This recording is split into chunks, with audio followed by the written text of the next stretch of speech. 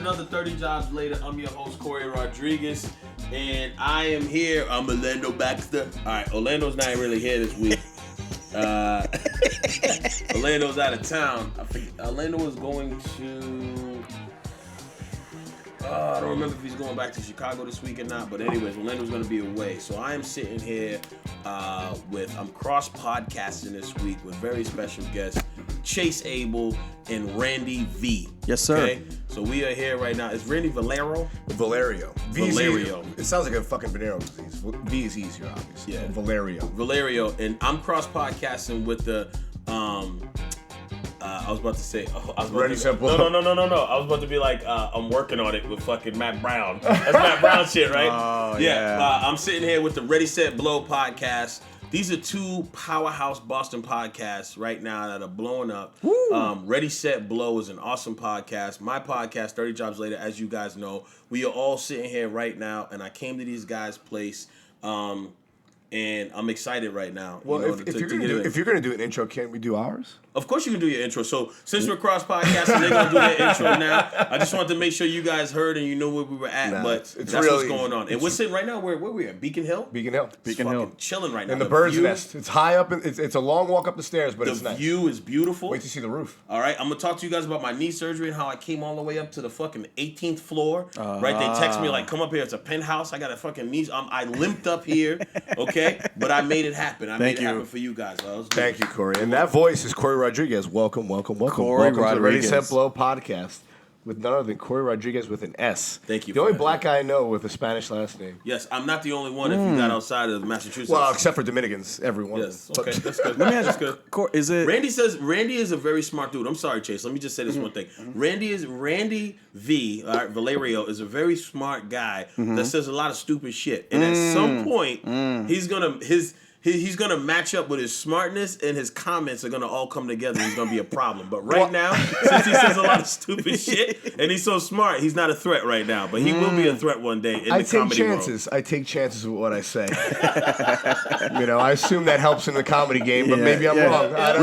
Randy's that dude that hits a single, but he's like, I'm going for the triple. I'm running for the triple. Oh, no. Every time he just goes, they're like, "You're out." He's like, "No, damn it!" You're like, "You didn't hit it far enough, Randy." It's like it's like what Charlie Murphy said. I'm a habitual line stepper. I find that line, I just jump right over. Oh, that's my shit right there. Yeah, I'm a habitual line stepper. I say the same shit. Oh my god, I just picture him in like Major League Baseball with Wesley Snipes. And he's like the actual like dude that goes to DH. He comes up bad. I was bad at school, bad at the office. I would say outlandish shit in meetings. It was ridiculous. Randy is my dude though. Like from probably when I first met Randy. We haven't hung out a lot recently. But when I first met Randy, he's one of the coolest cats that we haven't hung, man. We haven't hung a lot, man. But we were hanging for a little bit. No, just recently we haven't hung. We've hung out. We put plenty of time. A bunch, yeah. But Randy's one of the coolest cats you meet. Once you start hanging with him, and it's a good time. So I'm an acquired taste. It takes a little while. Yeah, it does. He's definitely acquired taste. He's like he's gorgonzola cheese. You know what I'm saying? Everybody doesn't like him. When they walk by, it kind of stinks, but you like, if you like gorgonzola cheese, you're like, this is the best dish I come on strong I've ever had. Yeah. That's true. That is very true. Gorgonzola. Gorgonzola cheese is legit because you don't know. You know what I mean? Like, gorgonzola is one of those ones where it's like, I used to work at an Italian restaurant, and people would order these dishes, and they would get gorgonzola, and even as the server, as the waiter. That's a great name, by the way. The name of that is like a nice kind of twist. As I'd be walking people's food over the table, I was like, this is the stinkiest shit I've ever smelled. You know what I mean? Because gorgonzola, people be like, smells like feet. I was like, I like feet, and they don't smell like fucking feet. You do like feet. I do like feet. It's a little rotted out. That's the thing. Right. It doesn't smell like feet. No, it doesn't smell like feet I like. You know what I mean? It smells like rotten food because that's what it is. Yeah, it smells bad. And so when you smell gorgonzola, the thing is, I would be like, gorgonzola is one of those things. Let me say it like this: gorgonzola cheese is one of those things where it's like eating cheese doodles, or it's like having vinegar. Like somebody who's putting malt vinegar on their food. If you're the one doing it, it's delicious because your palate is ready for the smell. Everything is lining up. You're salivating for that smell and that taste because you know what you got. Okay. But if you're not the one that has it and somebody walks by your table If you're sitting in a restaurant, they walk Yeah. by with vinegar or Yeah. gorgonzola cheese. That shit kind of stinks. Sure. Yeah. You know what I'm saying? Yeah. I feel that way about truffle oil too. Truffle oil has a weird stink to it unless you're A weird stink unless you're the one eating it. Yeah. And from what I understand is that I don't smoke cigarettes, right? But cigarette smokers say that. They say that. Oh, I hate cigarettes. Okay, but cigarette smokers that are trying to quit or that are quitting, they'll be like, eventually they'll say, because there's a point in time when people say cigarettes smell good, but then some cigarette smokers get to a point where they're like, yo, This is bad. that shit stinks. Yes. Unless I'm the one You know smoking what's it. funny? I hate smelling other people You know what's smoke funny? cigarettes. Gorgonzola does have like that kind of menthol Mm-hmm. ting to it if you just smell it out of a wrapper. Right. It's nasty. I haven't reached that point yet. I mean, I smoke cigarettes, but I haven't reached because I've just kind of started like a year and a half ago. So I'm kind of You like, just started smoking. Chase So got you everything still late. like them.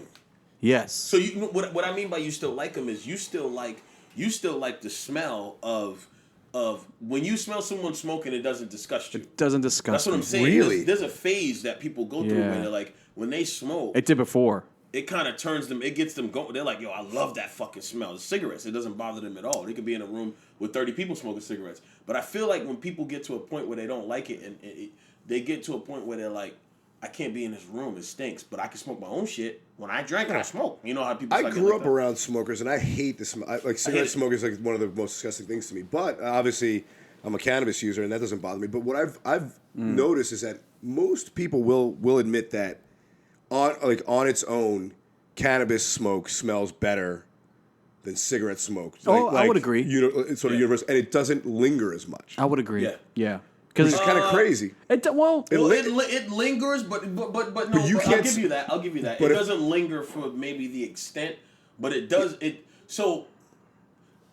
It does linger, but yes, I'll give you. It There's a doesn't linger clinginess to the as cigarette smoke. long Yeah. and stink later. Yeah. Like I feel like cigarette smoke. Now Has this is a- gonna be fucked up to people who smoke cigarettes, and I have never smelled you smell like this, Chase. But I grew Thank up you. around a lot of people that do. Can you talk smoke to that mic, cigarettes. Corey? Yeah, I grew up around a lot of people that smoke cigarettes, and what I've noticed is that people that smoke cigarettes, they when they're not smoking and they've been dormant for a while of not smoking, to me they start to smell like Dijon mustard. I know that sounds fucked up.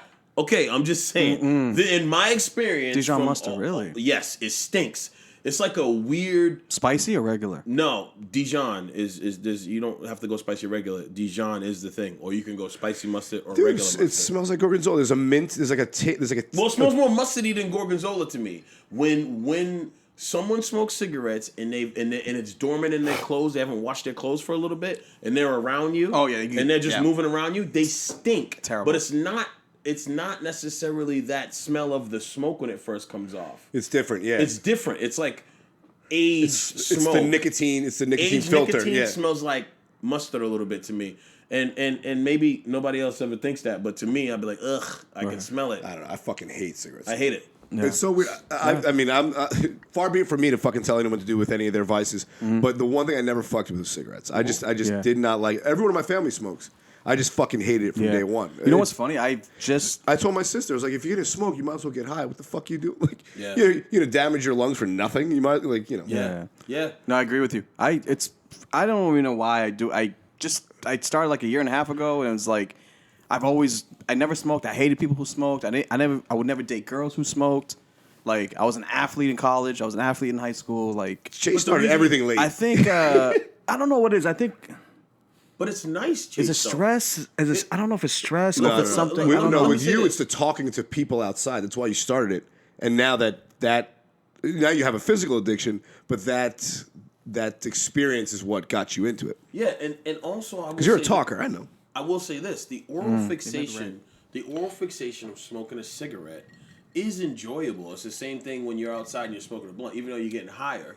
The oral fixation of smoking that cigarette and being around people and sometimes even by yourself, the calming effects that cigarettes and nicotine, it's manufactured to do that to you. Yeah. Cigarettes are manufactured like They keep like you awake. ketchup is manufactured to us. Right, the high fructose corn syrup, Corn in syrup, ketchup yep, that's right. is made to suit our palate and to taste good. It's manufactured for our taste buds. Okay. It's not manufactured for our health. I Cigarettes see. are the same thing. Cigarettes, It's nicotine is the manufactured most addictive substance that it's more addictive ever. than fucking heroin. Yeah, Ever. way more addictive. It's manufactured to Yeah. make you be like, I love this and it feels good. I Yeah. love this shit. that's what it's made for. So you're not wrong in being like, I don't know why I like it. You like it because you allowed yourselves to open up to it and fucking like it. There's nothing wrong with you. If I smoked 25 cigarettes, I probably would be like, I love these motherfuckers. Yeah, you can get hooked that quick on that shit. You get hooked. It's crazy because I always say to myself, I can smoke a cigarette and not smoke for like a year or two, pick up another one. That's how it starts. Now it's like, shit, I'm trying to get to the point where I can't go back. Yeah. I'm at the point where it's like it's almost there. I've smoked one cigarette in my entire life. You know what I mean? I smoked 3. Hated it. Yeah. I smoked 3 cigarettes in my life. The first cigarette I ever smoked was in 7th grade. This kid named TJ Corbett. They were all in the woods. It was him and it was a bunch of other kids that were cool. Some of them were a little older than me. I've never succumbed to peer pressure. I'm not that type of dude, right? Succumb? Yeah. All right, whatever. Mm-hmm. So past tense. Is there a past tense of succumb? Sorry, succumb. SUCCUM. Okay. All right. So I never have succumbed to peer pressure. Right, so I'm there and these guys, all these dudes are in the woods that I know. I'm about to head into my middle school, and I'm in like 7th grade. There's this dude in 8th grade, and there's some 7th and 8th graders in there, mostly 8th graders. So when you first get to my school, I used to go to school, Pierce Middle School in Milton, Massachusetts. When I get there, it's like a woodsy area before you go down into the parking lot to get into the school. So a lot of the kids are in there, they hacky sacking and shit. Yeah, doing a little thing. Okay, yeah, so they ain't there smoking. But I'm never that dude. I'm just a dude that hangs out with everybody. They're like, Corey don't fucking care about nothing. Like he doesn't succumb to peer pressure because I don't. I was the same way. I was that dude. I didn't start any of that shit till later on. Senior and in college is when I got into smoking. We know that. Me too. So you were. But I used to party with the troublemakers because those guys were a good time. So let's definitely get to that. So I show up in the woods and again I'm cool with all these dudes. Some of them are my real good friends. Some of them I'm not really good friends with. But I'm not anybody's enemy. So I'm chilling in the woods and these dudes are smoking and one of the kids, I don't remember which one, was like, "Yeah, take a drag," and I was like, "Get the fuck out of here, man! I don't deal. It's not my thing." I was like, "It's not my thing." They were like, "No, man, that dude doesn't do. He's an athlete." You know, kids say anything when you're young. I'm in like middle school. They're like, "He's an athlete." You know what I mean? Whatever. You know, I've been like big all my life. You know what I mean? Like good size. So, do you wrestle? I wrestled. Yeah. Okay. I wrestled in high school. Okay. So then what happened was the dude goes. Before you start, what weight class? 215. You was 215 in high school. So you always was big. I was 171 as a freshman. What did you walk around at? I was 170. I was around 171, and then and junior senior yearish, I was around 196. But I used to wrestle heavyweight, so I would wrestle. You went up. I went up. Wow. I really should be wrestling. I could cut and go 89. I thought you were cutting to 15. I'm like, Jesus Christ, what do you weigh, you butt plug? Yeah. So I used to wrestle our 89. If you know wrestling, our 189 pounder wasn't as strong as me, so they didn't want to bump him to heavyweight, and we had a solid kid who wrestled at 189. That's heavyweight considered in wrestling? No. Okay. No, that's heavyweight goes 89, 215 heavyweight. Got it. Now I'm weighing one. I was weighing one like I could have been a 189. I could have been the 189. Okay, but the 189 was really good. You couldn't bump him to the higher weight class. He wasn't strong enough, so they put you up. He wasn't strong enough, so they bumped me to 215. But then But then we had another kid who was a backup 215, who could also. So they would bump me to heavyweight. This is why I think wrestling is fucked up. Wrestling's crazy. You should have to cut. There should be some sort of like dehydration test, so you don't have to cut so much weight. So you know, like, whatever you normally walk around at is what you wrestle at. You know, wrestling is the shit, though, Randy. All no, right? It's the best workout. I know. I've never done it, but I know. Not just the best, but I mean mentally, like probably about 10. So I just went to a school not long ago. And we'll get back to what we were talking about in a second about the woods. But yeah, I'm sorry, I didn't mean to throw you off. No, it's okay. It's just interesting to me because, but like, let me just say this one thing. I went to this school. I was at. It was a Jesuit school. I can't remember the name of it right now. You went to a Jewish school? Jesuit's a Catholic school. Jesuit is a Catholic school. Oh, I'm sorry. Very, very like liberal, Jesus believing people. It was so cool, man. And I went there, and because I perform at a lot of colleges. I went and I did this school.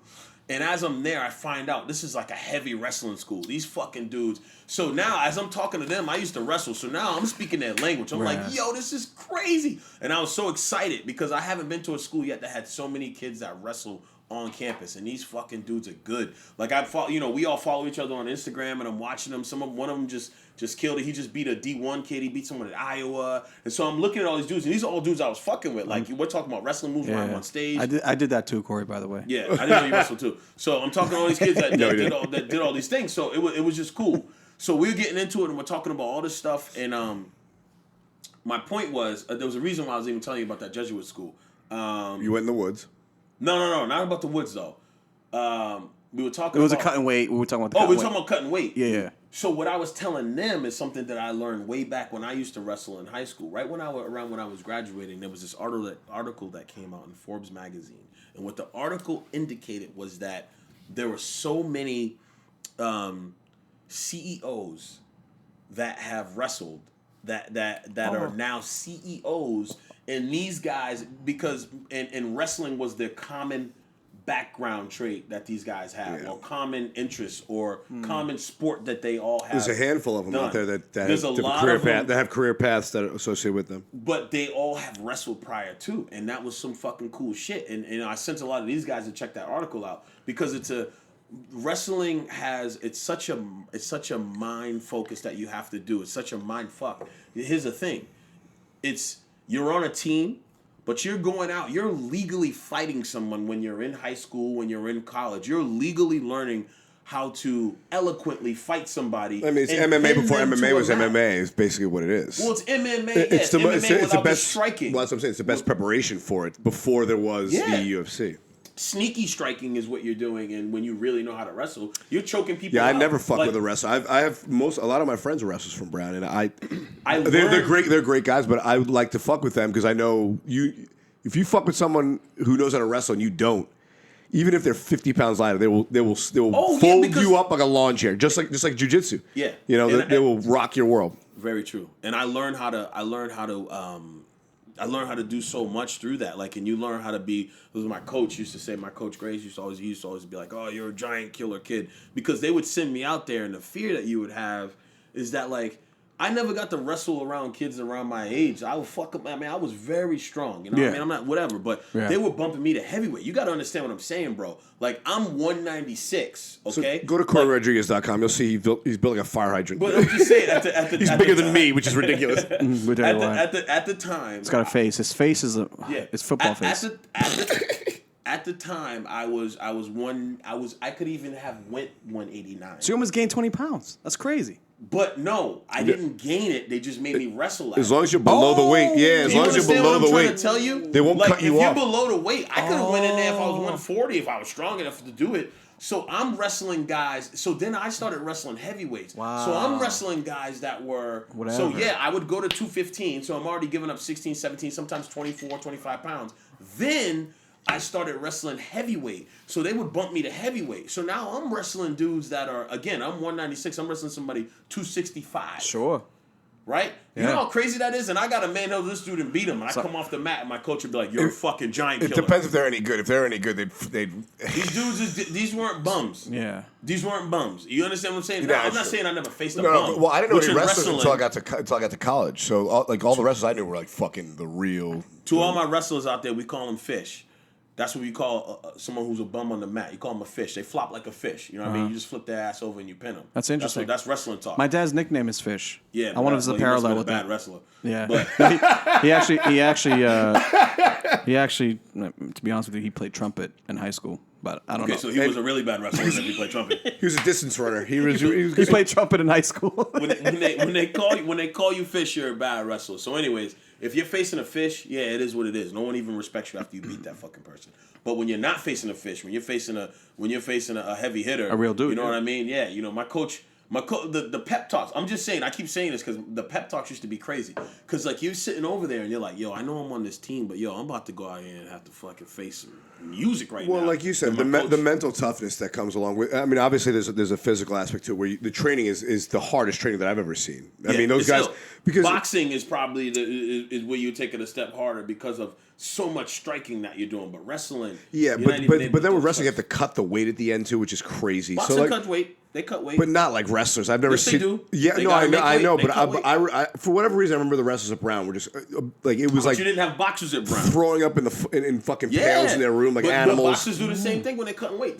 Any sport I understand. That's a real deal. So there's the whole mental aspect and the I did physical. both. I boxed as well. And the physical. Yeah, I give a ton of respect to wrestlers, and that's what I'm saying. Like that's why I feel like because you were trying to get me to go to your Muay Thai gym. I feel like if I was going to try something at this age, I would probably more likely try jiu-jitsu because it's more similar to wrestling in terms of the usefulness of the skill. Right. Mm-hmm.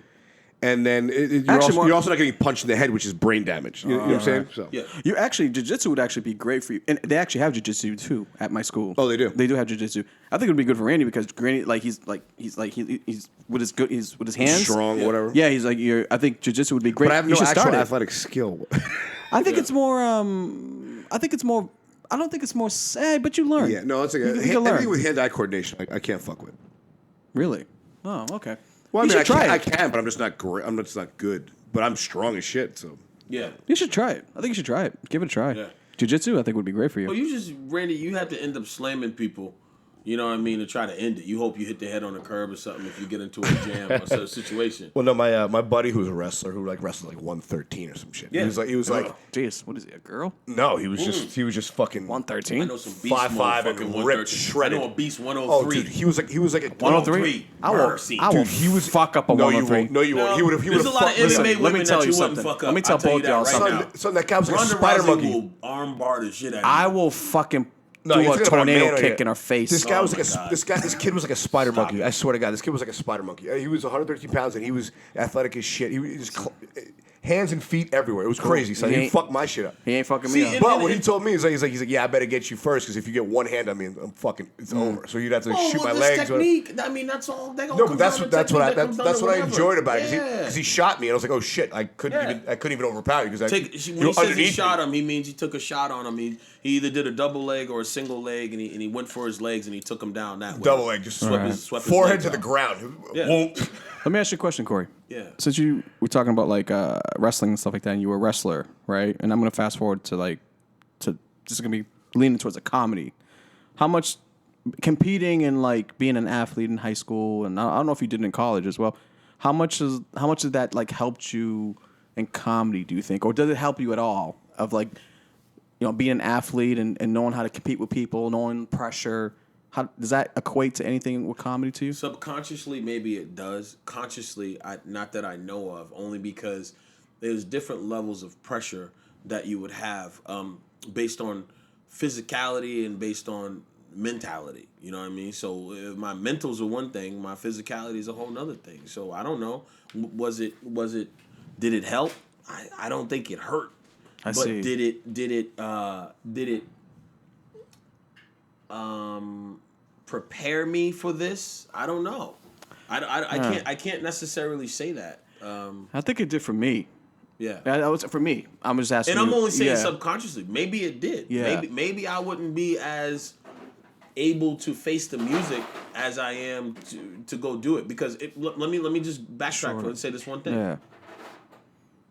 One of the first things I established when I was doing stand up, when I used to be, this is way back and 11 and a half years ago when I started doing it. So you started in 2007? 2006. 2006, okay. I wasn't going to math ever. May 2006. Okay. May this year will be my 12th year. Oh, wow. So one thing I'll say that happened was early on, I made this decision. I made this very conscious decision that there's a lot of pressure that people don't understand when you're going to perform stand-up. There's a lot of pressure that people that don't do it don't understand. They think it's just happy-go-lucky. They don't know what the fuck is the deal. They don't know what you're doing, how you're doing it, how you're making it happen, how you're eliciting these laughs from people, what is going on, right? So very early on, I had to put some sort of mechanism in play for myself that allowed me to actually deal with the pressure. Follow through with getting on stage in lieu of all that pressure. Oh, okay. In the face of all that pressure. I would have thought you wouldn't have a problem. Knowing you now, I would think that you wouldn't have any. Like you just would be just like you would just get up. Like because you I can do that, but I have to get my mind in a place. That's interesting because I mean you're one of the. I mean I'd argue you're one of the most seasoned, confident comics that I see working around town, and that's a learned trait, is what you're saying. Starting out, it wasn't like you were, I got this. Well, so I'll play it two ways. So we were talking about this earlier before we started podcasting. I did start doing improv first. So I'm not afraid to stand up in front of people and do what I have to do. But I used to sing in church as well. And my voice used to be like, when somebody's How long were you doing nervous, improv before you did stand-up? I did improv from 06 to about... Oh, so you kind of started at the same time. Same time. Okay. So maybe even 05 to 06. Maybe I did improv just enough to complete all of my improv. Gotcha. You're just getting stage time and you were doing the whole thing, just trying it all. Yeah. Yeah. Smart. And so when I did that for a while, so what was I saying? About getting up. Yeah, I think you say I think people this is what I was gonna say. Sometimes like let me see what you guys motherfuckers sure lost my train of thought. But hold on. I was out. The initial question was talking about how, the pressure. You're talking about pressure. Did it help? But I want to answer this question for you though. I want to tell you this one thing because you guys brought up a good point. I wouldn't say, Randy, that it's all a learned trait. What I will say is this, but it is somewhat learned, of course, from getting on stage. It's the repetition. It's the confidence growing that you're able to do what it is that you're gonna do. But I will say this: when I used to sing in church, I wasn't so super confident, but I always have been able to crack laughs, get people to laugh, do things like that. But when I would sing in church, I still led a couple songs. I still led this one song. It's called Walk by Faith. I remember leading that song, but I remember leading it, and I remember being nervous while I was leading it, and I remember singing it in church, and I remember my voice doing the thing that people's voices do when you're nervous, which is right? That little like you lose cracks a little strength in your voice, right? Cracks. So I remember my voice cracking, and I remember being like, damn, that's some scary ass shit. But I was like, if I could just do it. But then I remember like during the voice cracking, gaining some confidence and belting out one part of the song for like a long note, and everyone clapping in my church and going crazy or whatever. It wasn't great. It was bad. But your church gives you confidence. So many singers that start off in church. So I remember that. I do remember that. It's just funny because right? Because my dad's a big church dude. Yeah. And that motherfucker can't sing for shit. Yeah. But he thinks that he can sing. But once that Holy Spirit comes in him, I feel like anyone who's in the church that can't sing, once they have the Holy Spirit, they think they're Whitney Houston and shit. I wish the Catholic Church testified. I wish in the Catholic Church the Catholic Church was so fucking boring. I feel like I'd go more often if it were like a Southern Baptist. Testifying in Catholic Church would be boring too, though. Get up, sister. That shit would be funny because they would just be doing it in like whatever the cadence is that they're gonna do it in. Oh my god! So let me wrap this story up for you guys real quick. So basically, when you say was it a learned trait and how was it? When I first came into stand up, I wasn't like a lot of my peers or people that were around me in the sense where whether they were peers or not, I probably came off a little bit more like, oh, this dude is natural. This dude don't give a fuck. He's natural, whatever. Yeah. Because there were times when I was able to do that, but I had already. I'm giving you guys the insight into my car. I'm not giving you the insight into what I'm able to do. So you had years of getting over that stage fright in church, and then or at least experience with it. Well, and I also had years of. I had time of just. I'm giving you the recipe. I'm telling you this was my recipe that I made my meal with. So I gave you the church story to let you know that yes, I do have nerves. I'm not some anomaly. Yeah. But at the same time, doing stand up, I still would have to get my mind right before I did it in order to be able to go do it. So yeah, I did feel pressure. And so the way that I dealt with that was I told myself, okay, why do you feel pressure? I said, you feel pressure because you have an option. This is shit I would say to myself. Yeah. I said, you feel pressure because you have an option. I said, well, what's your option? This is me just talking to myself. What's your option? Well, my option is I could leave. I don't gotta do this fucking shit. Right. This is scary as fuck. I'm standing here in front. I gotta go on stage in front of these people, divulge my soul, right? Put my soul out there, and this is what I'm supposed to do. This is scary. So what am I gonna do? Right? So the only way that I kept doing it was I took the option away. I was like, you can't leave. That's what I told myself. Now, if you take the option away, that you can't leave, now you gotta do the shit. Yeah. You understand what I'm saying? But if you leave the option in, if I would have left the option in place, because I did it. Early on, I didn't get started doing stand-up because I was like, I don't want to do this. I'm good. Too much. Nah, I don't want to go up there and be judged. Right. I'm going to leave. I did that for a month before I started. Do you feel like you have to have a sense of pressure in able to reach a certain level of comedy?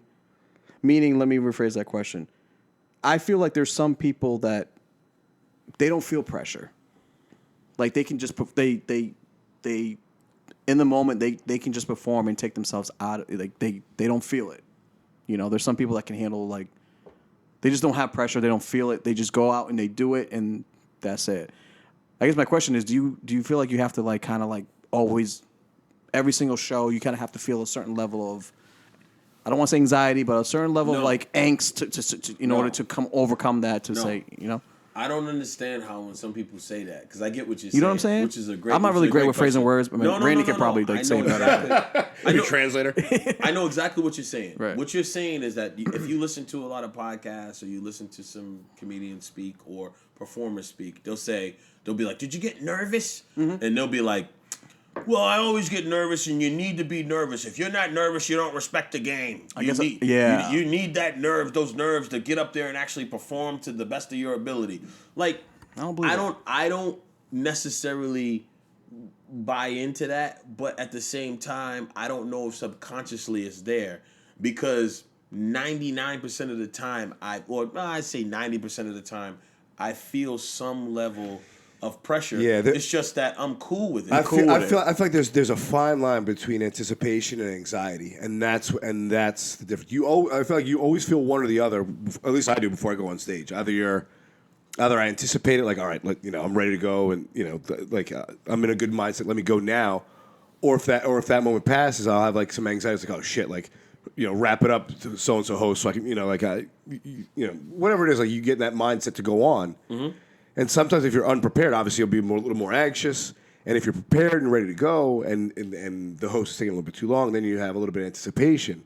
But I feel like it's one or the other. I feel like there's some feeling before you go on stage. I mean, it is totally a drug. I mean, like going on stage and getting one laugh is you get jacked up off it. So there is a like I said, either an anticipation or an anxiety for it, depending on how it's going to go. But at least I know when I'm getting up there, I feel something. Like I don't just feel like, oh, you know, I got, you know, like somebody just asked me for a glass of water. Right. Like you know, that's strong. Well, mix. his I think, well, there's a feeling there. Yeah, there's a feeling. Well, you're supposed to have that feeling. Agree with He's supposed to have that feeling, especially like, you know. No. I'm saying most. I mean, I don't want to say most. I don't want to speak for every comedian. Yeah. A lot of us have that feeling, and here's what I'll say. For me personally, I feel more. 12 years in, do you feel that now?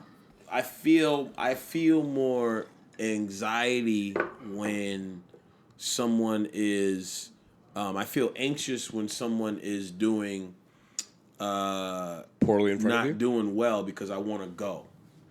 And that's what I'm saying. What was it? There's a fine line between anticipation and anxiety. No, wait. No. Back up. I feel anxiety. I feel anxious to go, but I feel more my anticipation is very high. When someone's not doing well, it's like I need to go. Like I'm anticipating getting up, and I'm anxious to get up at the same time. But you don't have no feeling. You don't have no feeling. No. Yeah. Let me explain this one thing to you though, because this is very accurate on how I feel. if someone's doing poorly in front of me, I feel more anticipation and a lower level of anxiety of getting on stage. Very Okay, Because you know you're gonna bring it back. This is what I need to get up. Yeah. I need to get up. you need Get to the save fuck the up room. stage. I need to get up. I need to get up. You're fucking up the show right now. Word. If someone's killing in front of me, I feel a higher level of anxiety and a lower level of anticipation. But at the same time, they still only alternate. Yeah. They only alternate 55, 45, 60, exactly, 40 exactly. at any given time. That's how I feel. I'm never, because if I was too nervous to get up after somebody, I'd quit. I'm not. I don't give a fuck if you're murdering in front of me. All I'm trying to say is that you shift the balance now. I'm not as anticipating to get up as much. I'm more like, God damn, I got to go up and deal with this shit. But I'm anxious. I feel like that's more. I flip it Yeah. the other way. You get? Does that make That's what I'm sense? saying. I get what you're saying. There's a It's a fine line. small but you're missing. flip. But you're missing a key point, though. I think with that, yeah, that makes sense totally. But I think it's the reason why that makes sense, and the reason why you're able to say that and justify by saying that because where you at in the level of your comedy is. I think someone who's starting in the beginning, who's just starting out, won't be justified. Oh, Can't be no. justified saying that. But what to I'm a degree. But what I'm saying, Chase, is that it's nice to know that you still have some of the similar feeling. I feel like there are times Right. where Okay. I'm not the best comic ever, but I'm prepared and I'm like, all right, I'm excited to do my if I'm excited to do my set, I have an anticipation. But if I just just got off a plane or just got an argument, Don't add outside elements in. whatever. Randy. What I'm saying, no. Let's stick to the comedy club. If you're waiting to get on stage and somebody's murdering in front of you, right? doesn't bother me. Okay. All right. If somebody's murdering in front of me, then like I said, the levels of anxiety and anticipation are altered, okay? It never goes out of whack. I'm never like, I don't even want to go up there. I see. It changes. It just means like, now I'm 60%. Now I'm 60% anxious. I'm I'm 60% anxious and I'm 40% anticipating getting up there. If they suck and they're doing really bad in front of me, then it flips. I'm 60%. And that's the difference. 70% That's the difference. anticipation For me, Corey, and 30% anxiety. For me, Corey, I'm not as worried as what the comics are in front of me because I'm so new. I have that either anticipation or anxiety if I'm prepared with whatever new material I'm bringing because that's what's new to me. You know what I'm saying? Like, right. So like I don't care if someone's killing or bombing in front of me. I'm more worried about shit. Have I written enough new shit? Have I crafted these punchlines? I'm gonna try something new. Whatever. So if I'm unsure of the material, then I get anxious. But sometimes I'm not even at the point where the comic before me is even in. Yeah, but I think you are though, because sometimes when the comic before you is doing really well, it highlights the fact whether or not you're prepared. So, I see what you're saying. So for you it's almost like you saying you don't realize someone doing well in front of you and it doesn't matter is like someone being like, I don't even see color. It's like, yes, you do. No. I'm just saying it's not. I'm more focused on my own material than I am. But of course, there's a lot of people that are more focused on their own material. But you're right. I would, of course, hear the crowd. Hear what the fuck's happening. Oh my God, that crowd's dead. I'm going to bomb, blah, blah, blah. Yeah, of course. Well, because if you've done it a few times, you know that if somebody's up killing in front of you and then you go up and you don't get anything. You just ride that way? Yeah. If you go up and you don't get anything, then you're like, I'm definitely not doing as good as that last person, right? That's immediately in your brain. If it's not in your brain, I don't understand. Then you're oblivious to the room, Right. Yeah, but I need that. I need that. That's what I'm living on. That's what makes me better. That feeling. No, but it's there. But a minute ago you said you didn't even realize. Oh yeah, no. I realize when I'm on stage saying my shit. Yeah. No, when you're on stage saying your shit, if you I'm like, wow, the gap is so big. If it's crickets and the last dude was just murdering. And you don't realize that, then we got a problem. Oh no, of course. No, like I said, the gap is big. I'm thinking that as I'm telling the joke. Of course. Like wow, the gap is still that big. I gotta keep going back to the drawing board. Right, but for me right now, that's the fuel that's keeping me. I have to get better. I mean, it's it's the only way is to keep writing new shit, keep going on stage, and keep seeing better comics than you to learn how to get better. But you need W's too. I'm not taking fat ass L's every time. Thank God. So what keeps you moving is that there's gonna be times when there's guys that are up in front of you that don't do as well as you do, and that's the shit that makes you be like, yeah, baby. Like, you need a couple of those. You can't take an L. Like, you hear these stories like, I fucking bombed for 17 years, and then all of a sudden I'm famous, baby. Right? It's like those dudes who said they bombed for all that time, they got a lot of W's too throughout. Maybe consistently they weren't W's. Maybe in the big scheme of things, maybe they were 50-50. Yeah. Maybe they were 60-40. But you're not just taking L's the whole time. Oh, no, I'm not. No. You know what I'm saying? I'm so not you at all. need those. What I'm saying is the comparison. Is me being more concerned with my own material and then seeing that the comparison of my performance versus the comic before or after me. It's like, oh, that's where I'm off, or that's the gap I got to close, or that's a skill I want to learn that I don't have, or whatever it is. Yep. But for you, it's more performance driven. For me, it's just I'm still learning. So for you, it's like, oh shit, I gotta recover for this fucking asshole who just slaughtered this room or whatever, and you get anxiety about that. Perhaps is that what you're saying? No. I'm not anxiety. I'm anticipating to go up. Because it's not necessarily that I'm not annoyed that I got to clean up. I just want to go because you're ruining. You're slowing the show. Yeah, it's almost like somebody's fucking a chick in front of you, right? Not saying that we're all following chicks and fucking them, whatever. I want somebody to be like, oh my god, just say that. But if somebody's fucking a chick in front of you and they're doing all the wrong things, they're ruining it for you. Yeah. You know, like if they're like, oh, you're a fucking slut, you suck, you. I mean, I have no. If they're just saying no issues with that. If they're saying ridiculous things to this girl and this woman that you're gonna sleep with or something. Hey, Corey, slide over in front of you. Yeah, sorry. Corey just rearranged the entire living room furniture with his with his. So my point is, if somebody's with a girl and they're saying all these ridiculous things to her and they're like really hurting her confidence and they're saying all these things and you're like, dude, what are you doing?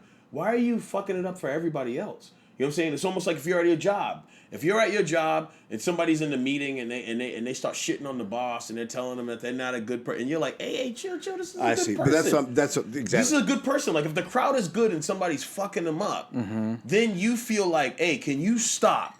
Because I got shit I need to do. And the things that I need to do are not going to work now because you've ruined the atmosphere. Then you are exactly right. Then it's like, oh, I got to make up for this. I got to clean up this room. So I'm anticipating going up. Me too, as a young comic who has none of the material you have and none of the confidence you have. It's like, oh shit, I got to make up for this guy, and now I have this little. I see what you're saying. You see what I'm saying? Yeah. So you begin. So I'm not anxious in that moment at all. I'm very chill because. You've done so wrong. I'm not gonna go up and do more wrong than you. I'm gonna fucking help if anything. But I don't have that confidence. but here's the thing. The problem is I got work to do. I got shit I want to work on, and now you've ruined it. So now I got to go back and dig into the arsenal of old shit to get these people back. I got to waste 5 of my minutes to prove to them that it's not going to be as bad as it just was. I see. In order to go back and be able to do some of what I got to do. But since we're on a show, there's a time constraint on the show. And someone's like, you got 8 minutes. Come on, bro. Don't go over 8. Now I got to spend 4 cleaning up what the fuck you did instead of me being able to just go up there and work on what I want to work on. That's the kind of shit I'm saying. That's the point I'm not at. Of course, I'm not going to recover a show for anybody. Or, I mean, like, you could though. I mean, I could perhaps, but there. I mean, and there are times where for certain shows I haven't been prepared for that. But some shows, like if I'm trying new shit, like you said, it's like, oh, I now I got to recover the room and I can't work on my new shit. So I do identify with that. Yeah, because it ruined you. If somebody goes up and they're like, my dad fucking hung himself last week, and abortion is fucking the best thing in the world, fucking pull him out with a hanger, right? And now you're like, what the fuck? Yeah. And you want to go up and talk about marshmallows and shit. You're like, hey man, I had these marshmallows and shit, and my girl, I put some s'mores. I'm just saying. Yeah. I'm saying, you want to go talk about some regular shit. Whatever it is I want to talk about. And now you go up, and now you're like, now you got to clean that up. You got to be like, okay, well, my dad didn't kill himself, but you guys ready to move on? And then you got to fucking. Right. Well, it's part of being a complete comic, It's like it's being I should say complete comic. What I should say is being in the moment and being prepared for anything that could happen at any given time. Right. You know what I mean? Like we were talking about that like the other day. Like me and Corey, we were like, Corey was saying like, at any given time. you know, be prepared for anything. You know, like the guy before you or the woman before you, they may not do well, and it's your job to bring that crowd back up. You know, on your next, you may already go into you already go into a show with your act, with your set, but that person right before you just fucked up the whole vibe. Yeah.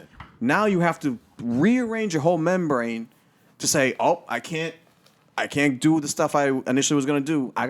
It's my job as a comedian to get laughs and get this energy. How can I reset this? Back up. How do I reset this vibe? This? You can't just go up and be like, all right, I'm just gonna fucking say my shit. Hopefully you fucking laugh and not. Well, see, that's the problem. I don't know that I can reset shit, so I just I gotta go say my shit. But you can. Yeah, No, I can't. No, I have. No, I know you're being funny, but the thing is, no, but I have. I'm at the point. I have enough and you shit can. where I can reset it. Yeah. But it's not even like your plan is to reset. Sometimes my plan is not. No, to I reset. get annoyed because I'm so young. I want the time to try new shit, and he's fucking bringing me back to some old shit that I had just to get people back to getting ready to laugh at my dad being a piece of shit or whatever it is that I'm talking about. And as I'm breaking it down, what I'm trying to say is that like I'm not sitting on the wings. I'm not like I gotta go reset the room now. That's not what I'm thinking.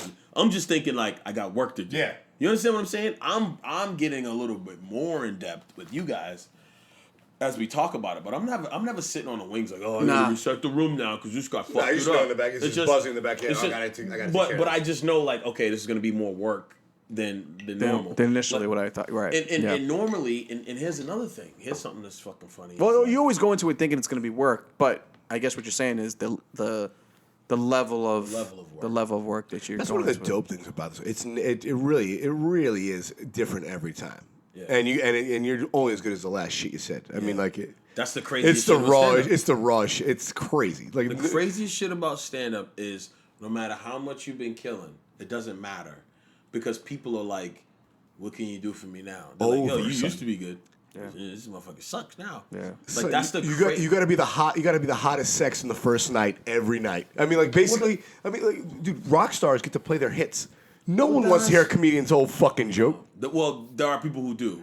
Dice Clay and who? Maybe No. Chappelle. No. There's a lot of people who want to hear what that comedian does. That's their shit. Their style, but not their same joke. No, they're same jokes. There's a lot of people who you get upset. Like if you maybe it hasn't happened to you yet, but there's gonna be people you bring to the show and they're gonna say, you're gonna bring somebody to a show that's come to a show before, and they're gonna bring friends with them. Mm-hmm. And when you get done with the show, they're gonna go, "How come you didn't do the joke about the Taco Bell that you do? You did the Taco Bell joke." And you're gonna be like, I didn't do my, I didn't want to do my, I'm sorry I didn't do it. They're like, "Oh my God, I told them about the Taco Bell joke. Can you do it now real quick? Can you do the Taco Bell joke?" And you're like, "Oh, what the fuck?" And in your head, it messes your brain up because you're like, "What?" But then on the flip side, you bring somebody to the show, you're feeling all the pressure and shit. You're like, "I'm gonna do this Taco Bell joke." A lot of people haven't heard this. You do the Taco Bell joke, and you get done. They're like, "It was cool." I mean, obviously I knew the Taco Bell joke, whatever. That's why I didn't laugh when you were doing it. I already knew that one, so I didn't laugh when you did the Taco Bell joke. But Corey's like, so it's always that pressure that you fucking feel. You know what it is with you is like, You never know where you are in that spot. Yeah. Corey, when I always see, like, when I always ask Corey, like, Corey will give you a really realistic learning answer of how a comedian did. Like, it's never like, for me, you're way better than me. Like when like in terms of like when someone comes up to me like, "Yo, like, so how did that comedian do it?" I'm a little bit blunt at my emotion. No, that's not true. If you know the person you're talking to when you ask that question, you don't just pop that off to a fucking stranger walking down. I mean, like, no, I do to Corey or to me, but like you don't ask that of like every. No, hey, no. did you see so and so? They really sucked a dick. You don't like trash people to other people. No, I don't trash, but I'm honest in what they just did. Yeah. I don't. It's not necessarily personally to them. It's just like what I'm saying is, I guess maybe I didn't explain myself. So if someone's asked me an opinion of someone, gotcha. if someone just went up and how they did, what I'm saying is Corey. The person who went up knows they hear it. That's how gangsters. Yeah, but some comedians don't though. Some people What, don't. really? Yeah, I know a lot. I know a lot. Well, wait. Let's pause for one Let second. me pause though for a second. Yeah, go ahead. You finish what you're saying. Yeah, go ahead. What I'm saying is like you are very good at dissecting and telling a comic exactly how they, what they should be paying attention to, and because you actually listen to the set. Like, you listen to comics. Let's say you're headlining, and let's say, wherever you're headlining at, you actually don't. You're not one of those headliners that fucking, you know your shit. You know what you're gonna do. You go out the room and you come back for your fucking set. You actually are watching the fucking show because you care about the show. Yeah. You care about the show, and you care about the comics who are on the show, because what that does, those comics lead up to you. Yeah. You know what I mean? So what you're doing is you're paying attention to what they're doing. And then what you do is after you watch their shit, you got to go up and do 40 an hour. Yeah. And then after, people are coming up to you and say, hey, you did great. You will fucking still grab someone and be like, hey, man, so that stuff you did about that thing, right? I heard you stumble over X, Y, and Z. You know you fucked it up, right? He'll say that, but he'll say in a way it's not even negative, though. It's not negative. It's not always negative. I take notes. I got notes on my phone right now from comedians that I work with for whatever time. Now, here's the thing. You know what I'm saying? You either want them or you don't want them, and I don't give a fuck, but I do give a fuck, because sometimes it's almost like sometimes when I watch comedy, and I'm not the best comedian. I'm decent. I do what I do, but at the same, I'm serious. I do what I do, but at the same time, his eye. At the same time, killers. At the same time, when I watch people, his eye.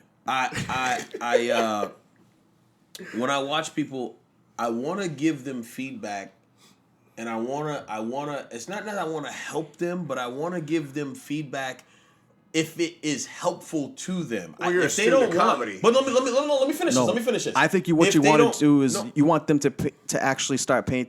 Go ahead. No, let me finish this. Go ahead. It's not that I'm like, this person needs help, but I want to give them what I saw. Now, they may not respect my point of view, but I still, if they want it, I want to give it to them, only because I feel like the same idea in my brain is like when people don't tell people enough nice shit or real shit about themselves until they die. I think real more than nice, but go ahead. Until they die. People don't know a lot of shit about something. They're like, man, if that person could have known that before they died, it might have fucking helped them, or they might have really appreciated that. Right. So when I work with somebody, if I am taking the time to listen, I might be like, yo, XYZ. Now, some comics are like, yo, very grateful. Some don't want to hear it, and that's fine. But I'll still open it up and be like, yo, I got something if you want it. And they'll be like, yeah. Or or if I'm friends with them, I'll just give it to them anyways. Because not that I think that I know everything, because I fucking don't. I'm learning so much shit every time I go out and I'm around comedians. I'm learning shit. But at the same time, what I do know, I like to just get out of my brain and give it to whoever's around me that I care about, just so they can be like, yo, thank you. Because it is an individual game, like you said at the top, Randy. Yeah. And we don't take enough time sometimes to give a fuck about what somebody's point of view is, what somebody was trying to say, what they meant, what they missed, what they didn't hear, what they might not know. And so if I can offer them that for just a second, I'll give that to them, but not to trump whatever it is that they're trying to do. If they don't want it, I don't take it with a grain of salt. I don't give a fuck. We don't give a fuck. Yeah. I'm just telling you, though, this is what I saw, this is what I heard. Now, if they're like, man, thanks, man, but I don't need that, man. I'm going this way. I'll speak for myself as a new comic. If you ever gave me notes, obviously I'd cherish them, because it's fucking. You're trying to help me get better. I mean, Jesus Christ, I wouldn't assume you're trying to, hey, right. Hey, this is how you're a fucking loser. Right. I'm sure it's meaningful, helpful tips. No, you're right, Randy. But some people look at it like, yo, this is my path. You don't understand my path. But when I listen to somebody and I hear what they're doing, I really try to understand where the fuck. I try to understand what their point of view is. I don't want to tell them what I think is funny. Yeah, and I'm sure you've got notes from other comics. It's like, of course. I'm trying to say this. They thought I was trying to say that, so I'll disregard this particular note on a joke because I'm trying to go a different direction. I just didn't get it right. But that's the thing, you said you're trying to hear their voice in it. But I want to hear what they're talking about. I don't want to hear what I would say because you're not me and you don't do the jokes like I do. Yeah, of course. But I listen to people strong enough that I'm like, all right, I hear where they're coming from, and if I don't know, I'll be like, "Did you mean this right here?" Yeah, your voice is muddled in that. Did you mean this? What do you mean on this? You know, because I've dealt with some black comedians who like specifically. Yeah. If I'm dealing with a black comedian who's dissing black people, or they're doing things in a way that's just very negative towards your own, or very negative towards the crowd. This is not just black. This is just white people. I need to ask them, did you mean for things to be like that? Because you know they didn't laugh because it came off like this. Just a heads up. Now, if that was your purpose, keep doing it. I don't give a fuck. But if it wasn't your purpose, I'm letting you know that if that wasn't That's your the purpose, vibe you're giving off. Yeah. you know, you may want to figure out a different way because that's why it's not hitting. And I'll be like, does that hit all the time? Does that usually hit? Because they might be like, it always murders. I'll be like, okay, whatever. So fuck it. I got nothing to say. Which is probably fucking 90% a lie. I got nothing to say. But I'm saying that's how honest I am about it. I mean, I talk to you a bunch. You know what I mean? I don't. You don't pull punches. I don't pull punches, but I don't claim to know everything either. And if you gotta, I only. No, but the thing is with you is like you don't like Rainey said, like you don't pull punches. Is that what you said? Yeah. Yeah, you don't pull punches. But the thing is like you ask questions just as much as you give advice. And that's like that's when you know a person really understands what the fuck is going on. You know what I'm saying? When people are giving you more advice than actually listening to what you're trying to say. Yeah. They're just trying to rile themselves up. No, I don't give a fuck. Yeah. Like that, You know what I'm saying? There's a lot of motherfuckers that just talk because they know that they're good. They just want to hear themselves talk and give like that advice. Nah. You are like, all right, Chase, like, or Randy, you'd be like, all right, where were you trying to go with that joke? What are you trying to say? Like, are you trying to say this? Or, okay, cool. Because it sounds like this. No, he takes all the fat from the question. You know what I'm saying? Like, until it's just like nothing left. Because I don't want to be trying to tell you something if it's not on the road that you're trying to go. Speaking for myself, I know you because I'd ask you for your help. So of course I would want to know what how a joke's not working right or whatever. Yeah, I mean, thank you. Yeah, you know what I'm saying? Man. Yeah, but I mean, It also depends on the source who's coming from too. Oh yeah. yeah. You know what I'm saying? Like,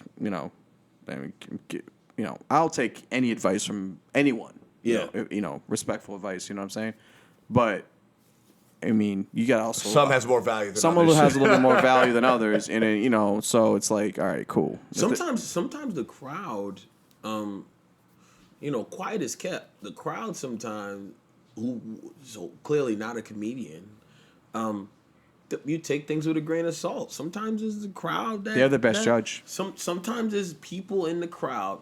And I'm gonna go on record and say not most of them, but there are people who are very in tune to comedy that will say things to you like, "Hey man, when you make that face, it's really mean, right?" Yeah. Or they'll be like, "Hey, when you said that, it came like this or whatever, right?" Now, there's some people who say shit like that to you. It's like, like, get out of here, dog. You don't even know what the fuck you're talking about because everybody else didn't respond that way. But sometimes people can break things down. Yeah. And it's I was a way better critic of comedy before I actually got did. in, Yeah, right? I was like, I know. That's why I. That's a double-edged sword sometimes too. No, well, that's the thing. Like, I'm Yeah. trying to get to a voice that I hear in my head. And I'm like, fuck, and it's not there yet. It's very not difficult, man. Very Well, that's what I'm saying. Once Like you start doing it's like it. I know how I want it to sound. I'm like, fuck, it's Yeah. not there yet. Fuck, it's not there yet. Fuck, it's not there yet. And what we always say, or what Orlando and I always say is we're like, yo, it's so funny. If you read a book on boxing, That's Orlando Baxter, by the way. yeah. If you read a book on boxing, right, and you're talking about all these hits and strikes you can do, and you step and parry the punches and shit, it's a lot different than boxing. Can you actually do the? It's way different than boxing. It is. I look at life and I look at many things like I look at a video game. And just follow me for 1 second. I've always said this to my friends about everything. Like when I became a waiter, and I've had over 30 plus jobs, as the podcast is 30 jobs later. The thing that I talk about a lot is like, I look at life a lot like a video game. And here's what I mean. At first, you know how to mash the buttons. Yeah. And you can succeed at mashing the buttons. Mm-hmm. And then you face an opponent who knows the buttons. Sure. And they fuck you up, and all you're doing is mashing, and you're like, yo, my mash is not working. They're blocking your button pushing while you're trying to beat them in Mortal Kombat or a boxing game or Madden as you throw Hail Marys. They actually know how to defend the shit because they know what they're doing. You're not playing a bum. Yeah. You're playing somebody good. They're countering everything, yeah. Then all of a sudden, as you play that video game, you start to learn the buttons. You're actually bad for a period of time. You start off decent. Then you're bad. You're learning the buttons. You're like, all right, so here's the combo that I got to do. X, X, B, X, X, B, A, right? You can't hit that shit at first. You're like, X, X, B. Oh, let me look at it again. X, X, B, X, X, right? So then you start learning the combos. Now you're bad. You're getting fucked up while you're learning the combos, but you're learning one. You learn 1 or 2 combos. Now you're okay. Now you're decent, but you're still losing. You're still losing. Yeah. You're still losing. Definitely. Then all of a sudden, you put all that shit together and you start getting good at it. You know what I mean? So I used to feel like that when I was I keep bringing up being a waiter because I feel like being a waiter and playing video games is a good, like, mirror of life. Like, when you're a waiter or a waitress, when you go to a table... What's the first thing you bring, by the way? The first thing... Huh? What's the first thing you bring, by the way? First thing I bring waters over. I mean, if they want them, whatever, right? So You'd be surprised. A lot of waiters don't do that. So as a waiter or waitress, here's how it works for me, and here's how it mirrors life for me. It's like, okay, you first start training and you feel stupid because you're walking behind somebody all day. They're like, "This is Corey. He's training today. He's gonna be one of our own." Make some stupid joke like he's gonna eventually be doing this all by himself. Right? They do that. Then they let you carry the drinks over to the table. You're walking with that person as you're training with that person. Right? You're mirroring that person that day. Then you get your own table. Now the pressure starts fucking happening. Now you got your own table. You go to somebody else's. Now you're working by yourself. You're not being trained by anyone. You go to a table. And someone's ordering the food. The pressure you feel when people are ordering food when you're working at a new restaurant is fucking crazy. Because they're like, hey, does this have pesto? What's this? Is that nuts? You're like, oh, shit, right? Because now you're trying to figure out. You're like, oh, shit. You're like, I don't know. And what you start doing is you feel so stupid. You make mistakes in the beginning. What you should do is what you get confident to do later is be like, I'm not sure, let me check. But you don't want to seem stupid. Stupid, right. So what you do is you just say, no, that's fine. That's There's fine, nothing in there. I've never seen them chop up nuts. Do I know fucking people like this? I've never seen them chop up nuts back there. You're good to go. There's nothing in there, right? You say anything. You have no idea. Because you don't want to look retarded. You don't want to look stupid. Yeah. And so what you do is eventually you're stupid like that for a while. Then you start getting confidence because you learn. And then once you learn and you become a good waiter, the best waiter or waitresses you'll have will do this. These are the best ones you'll ever have. The worst ones will say, you'll be like, how does this taste? You know, how is this asparagus and how are these Brussels sprouts and how's the salmon? How's the salmon here, right? And they'll say, don't you fucking say green beans, right? Randy. You say, how's the salmon here? And they'll go, everything is great on the menu. It's great, right? That's all really, really good, right? Then you go to somebody who actually gives a fuck and's been working there for a while. You're like, how's the salmon? They're like, if I can be honest with you, I don't even eat fish, but a lot of people order it. So I think it's popular. Give but I'm that not real a fish. answer, yeah. If you're a fish person, I think you'll like it. It's seasoned up good. I see them put a lot on it, and it seems like every third table gets it. So just a heads up, right? So now you're dealing with somebody who gives a fuck, who has the confidence to tell you they don't know what it tastes like, but they think it tastes good. Sure. And so I don't know where I was going with that, but I think what I'm trying to say is that you eventually get that confidence in comedy to do the same thing. You eventually get the confidence in comedy that somebody's able to walk into the room and disrupt your set and you not attack them. You just be like, hey, welcome to the show, man. Show up on time next time. Yeah. And then you just get into your set back into your shit. as opposed to ripping them to pieces because you're so insecure and you're so nervous that you don't know what's going on. You fucked up my timing. You fucked them up. They're not prepared. But you get so much more comfortable. That's why some people who work at only one club, you know, who get down the rhythm of one club, whether that be a club that only acts like you're doing TV sets, or whether that be a club that only acts like you're doing club sets. Yep. Right? Very important to do different spots. If you get caught up in one of those two places, you're fucked. You're a wrap. Because if you're the club guy who's always thinking you're going to do all this crowd work and everything, and then when it's time to do some real shit, you can't do a TV set inside of an audition that you need to do. You're like, hey, where you from? They're like, hey, this ain't time for that. Ain't time for that. Time for to get busy. Right? And if you're the guy who can only do TV sets and someone's like, oh, man, I agree with you. And you're like, hey, don't fucking interrupt me. I don't come down to your job and smack the flies out of your hand. You're like, hey. Don't be going with that old-ass fucking comeback, Chief, first of all. Right, exactly. Old French fry comeback. Right. Okay? You know, so. Yeah. Whatever. I hope all that made sense, man. But it definitely made sense. Classic chop it up episode. I don't know if I caught that in the intro. I give full credit to Corey for chopping up. Yeah, I use it regularly. I think this was it's a good one. We got a full hour in. I think it was a very, very informed comedy. Not just comedy, but just I guess life awareness of what's going on and how to navigate and what to pay attention to and all that stuff is really good. You know, yeah. I got a lot out of it. Thank you very much, Corey. And I have to pay. Hell yeah, man. Thanks, Corey. Hell yeah, man. I love you guys, man. I appreciate you guys having me on. Of course. This was good. Yeah. This was really good. And now I got to do some spots, and I'll come meet you guys. We'll have a cocktail. Yeah, come meet us in a little bit. We're gonna go do a shot right now at McGreevy's. Make sure you guys come check me out, man. This weekend, are we wrapping up, guys? Yeah. So this weekend I will be at. All right. So Thursday I will be at Laugh Boston. Come down and check that out. Friday I will be in. Nice. Oh, this is bad. Go to CoreyRodrigues.com. Corey with the E. Corey with the E. Rodriguez with an S. This Friday, I believe I will be in Norwood, Massachusetts. I thought I was going to be in Attleboro, but I think I'm going to be in Norwood, Massachusetts. Yeah, no, you're in Norwood. Park Grill in Worcester, 6th and 7th? Nope, that was last week. That was last week.